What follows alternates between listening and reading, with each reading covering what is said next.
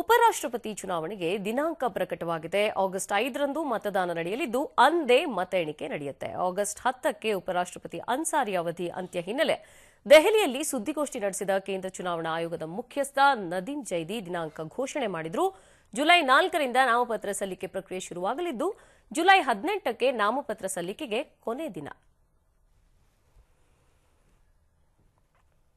S, ಈ ಬಗ್ಗೆ ಮತ್ತಷ್ಟು ಡೀಟೇಲ್ಸ್ ಅನ್ನ ನೀಡ್ತಾರೆ ದೂರವಾಣಿ ಸಂಪರ್ಕದಲ್ಲಿರುವಂತಹ ನಮ್ಮ ಪ್ರತಿನಿಧಿ ಹರೀಶ್.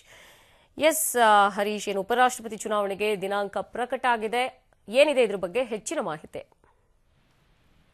ಅಪರ್ಣ, ರಾಷ್ಟ್ರಪತಿ ಚುನಾವಣೆ ಘೋಷಣೆ ಬೆನ್ನಲ್ಲೇ ಉಪರಾಷ್ಟ್ರಪತಿ ಚುನಾವಣೆ ಕೂಡ ಇವತ್ತು ಕೇಂದ್ರ ಚುನಾವಣಾ ಆಯೋಗ ಘೋಷಣೆಯನ್ನ ಮಾಡಿದೆ. ಅಂದ್ರೆ ಆಗಸ್ಟ್ 5ಕ್ಕೆ ಚುನಾವಣೆ ನಡೆಯಲಿದೆ, ಅವತ್ತೇ ಮತ ಎಣಿಕೆ ಕೂಡ ನಡೆಯಲಿದೆ.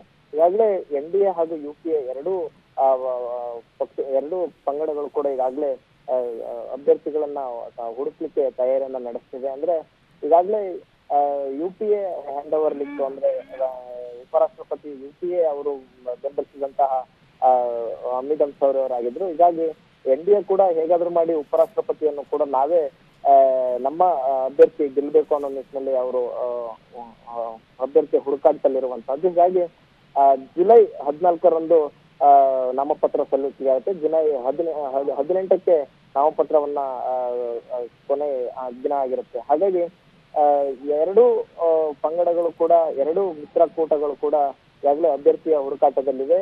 ಹಾಗಾಗಿ NDA ಮತ್ತೆ ಯಾವ ರೀತಿಯಾದಂತಹ ರಣತಂತ್ರವನ್ನ ರೂಪಿಸುತ್ತೆ, ಅದಕ್ಕೆ ಪ್ರತ್ಯೇಕ UPA ಯಾವ ರೀತಿಯಾದಂತಹ ರಣತಂತ್ರವನ್ನ ಉಪರಾಷ್ಟ್ರಪತಿ ಚುನಾವಣೆಗೆ ರೂಪಿಸುತ್ತೆ ಅನ್ನುವಂಥದ್ದನ್ನ ನಾವು ಕಾದು ನೋಡ್ಬೇಕಾಗಿದೆ. Aparna. Okay, thank you Harish ತಮ್ಮೆಲ್ಲ ಮಾಹಿತಿಗಾಗಿ.